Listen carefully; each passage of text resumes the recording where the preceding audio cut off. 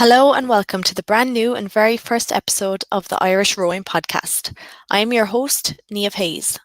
First, a message from our sponsors. This show would not be possible without the support of our advertisers. Find them all at rowing.chat/sponsor. Are you a Masters rower who needs a coaching boost? Many Masters do not get regular coaching. Learn to row faster at the Preagle Rowing Camp. These camps offer coaching by experienced world-class coaches. Working in a small group, you are guaranteed personalised coaching and recommendations. There is individual video analysis. Learn how to understand rowing data and use it to row faster. Boats are supplied. They are new Wintec and fluid design shells. Train on a quiet 3-kilometre long rowing lake in Brno in the Czech Republic. It's not far from Prague and Vienna airports. The first camp in July 2020 can be combined with the Open Czech Masters Regatta. This is one of the largest Masters regattas in Europe. The second camp is in August 2020 and is an ideal preparation for the World Rowing Masters Regatta in nearby Hohenheim, Austria. More information at preaglerowing.com. Now on with the show. This is the very first episode of Irish Rowing Podcast, so I thought I would start by introducing myself. I am a journalist from County Cork working in the TV, radio and print industries. One of my biggest passions in life is rowing. I was first introduced to it when my brother joined our local coastal rowing club, Galliflash Rowing Club. Then my sister joined, then my mum, and when I turned 8 and was big enough to hold an oar, I joined. I competed at my first national event 2 years later at the age of 10. And I've rowed every year since, bar 2 seasons. When I went to college, I tried my hand at river rowing and had my first experience of sculling when I joined the Cork Institute of Technology Rowing Club. At the time, athletes such as Gary O'Donovan and Mark O'Donovan were our coaches. Little did I know that I was being trained by future Olympian and high-performance rowers. From this, I got the opportunity to do some training with the now world-famous Skibbereen Rowing Club. I then spent some time in America and took to currach rowing, a real traditional style of rowing. Big heavy boats with big heavy oars. It was a way of keeping a link to the sport I loved alive while I was away from home. 2 years ago, I merged my experience of coastal rowing and sculling by taking up offshore rowing. Known globally as coastal rowing, to make the distinction between the traditional style of coastal rowing that is done here in Ireland, it was given the name offshore rowing, and that's exactly what it is, rowing done offshore.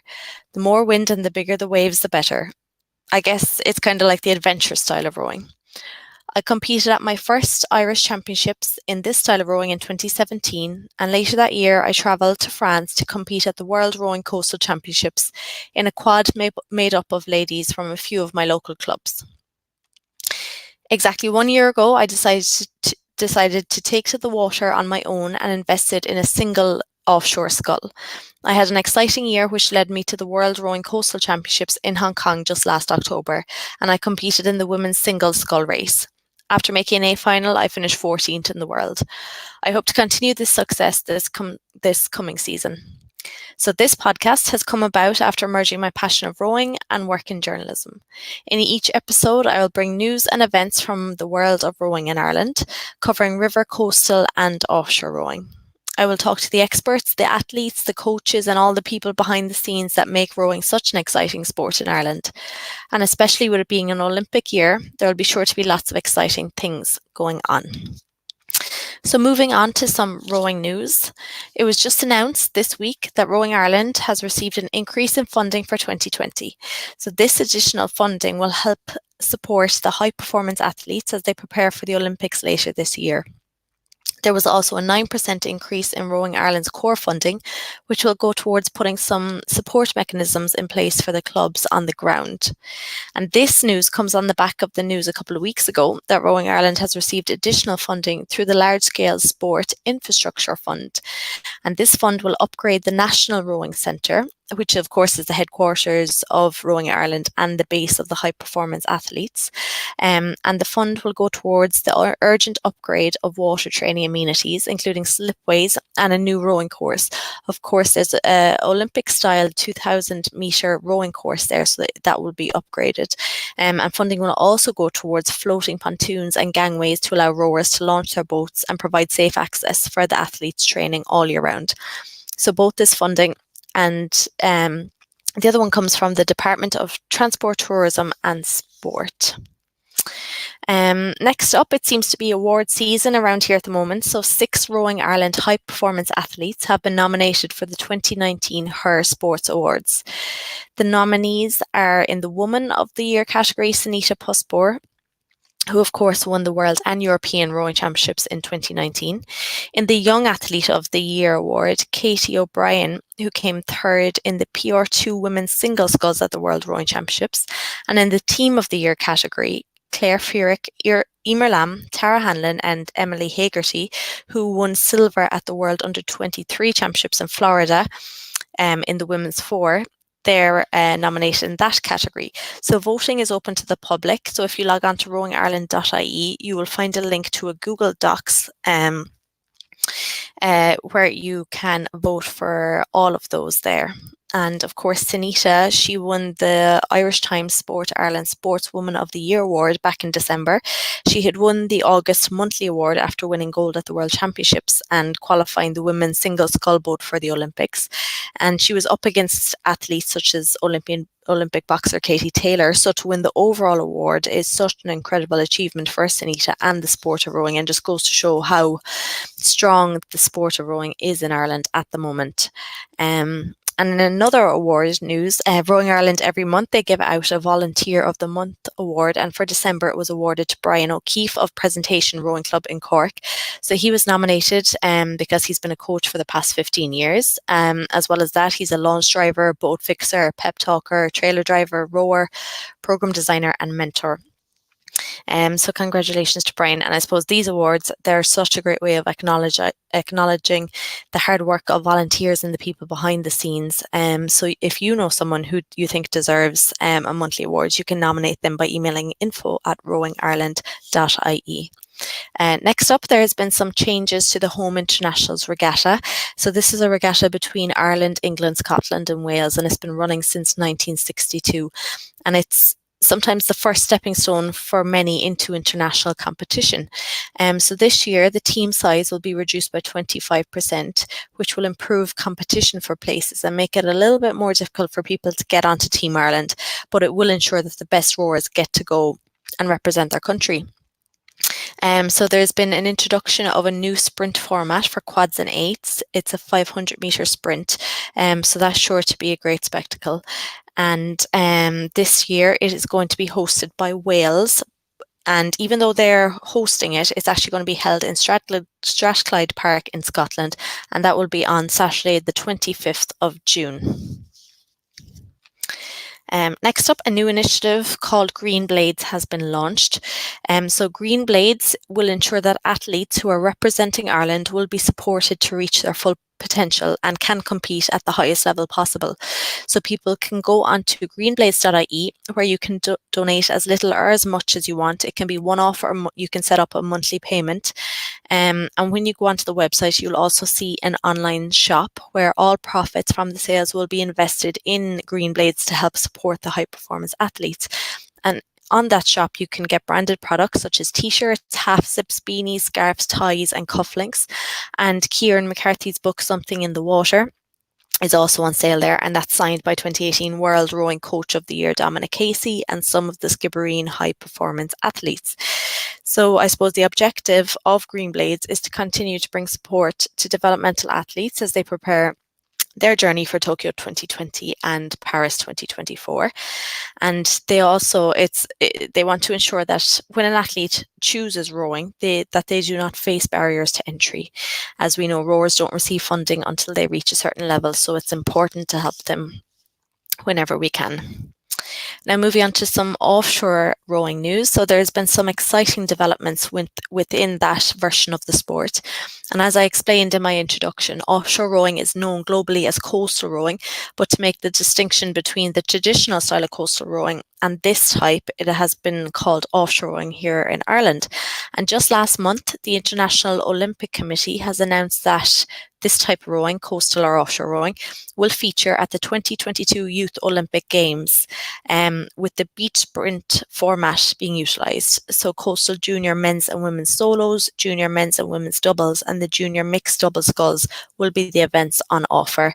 And that the 2022 Youth Olympics are being held in Senegal. So that's very exciting.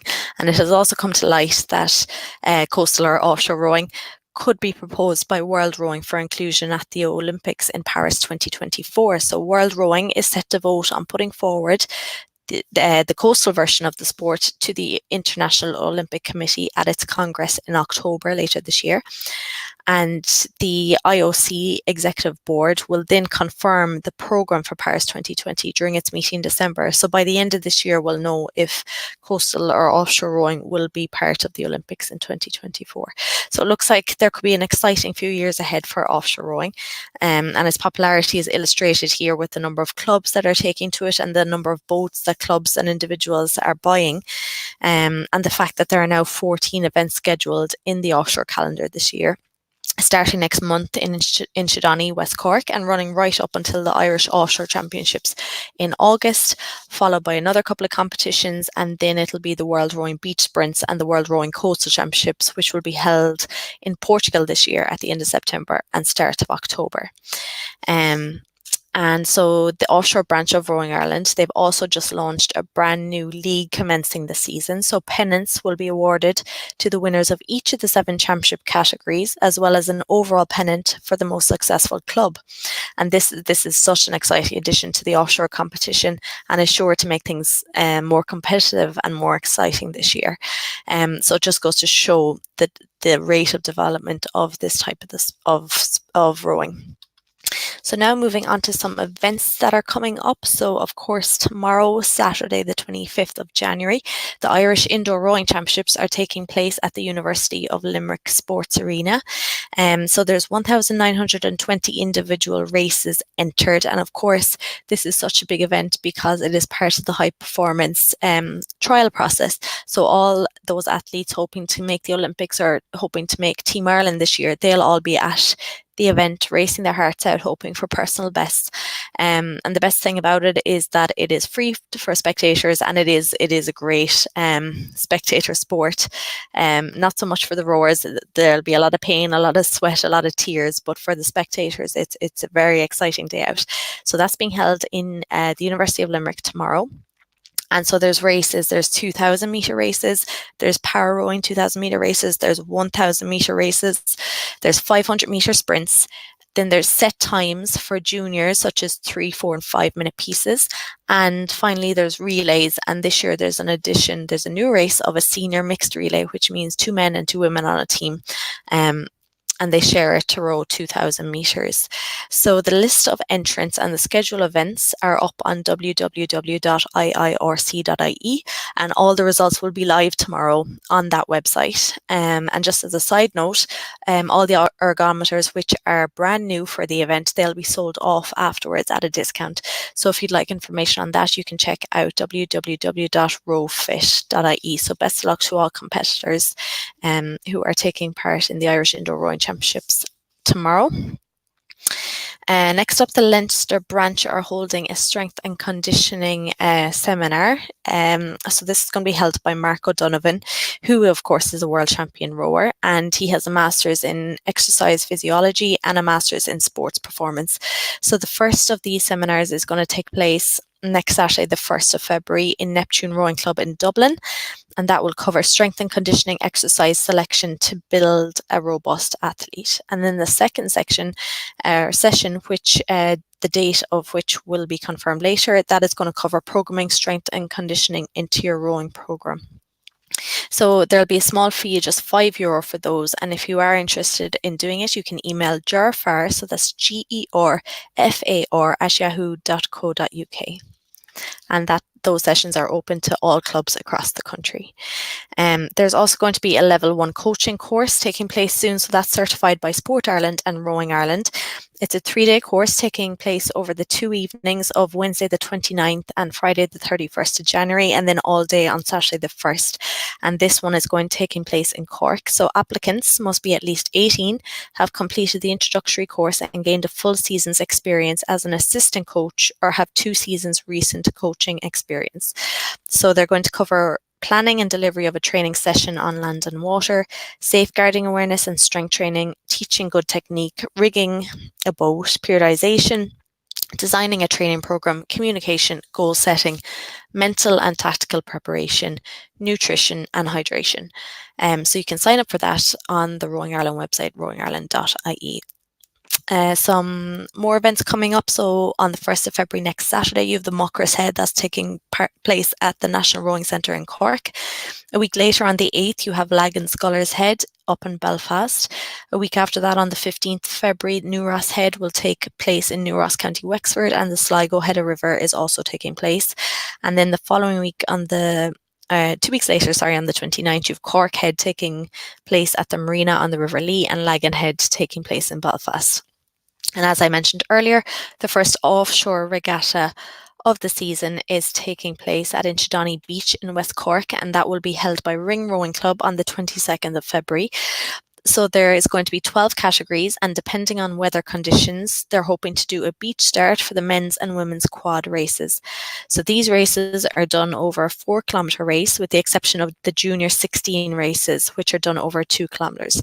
So if you are in the area of West Cork on the 22nd of February, I would recommend getting down to Inchydoney Beach for that great spectacle of it. It's great for spectators, and you'll be able to see the full race from land.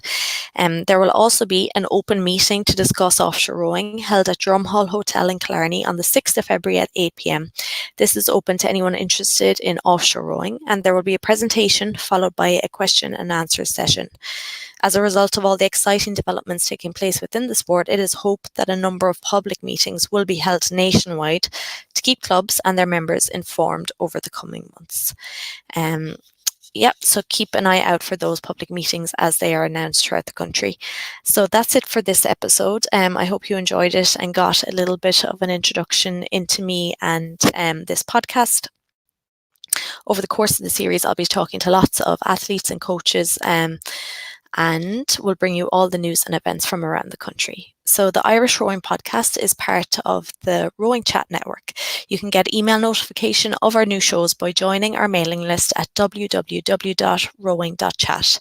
Listen to other shows in the network wherever you get your podcasts, and please leave us a review. It helps to spread the word around the global rowing community. Till next time, goodbye.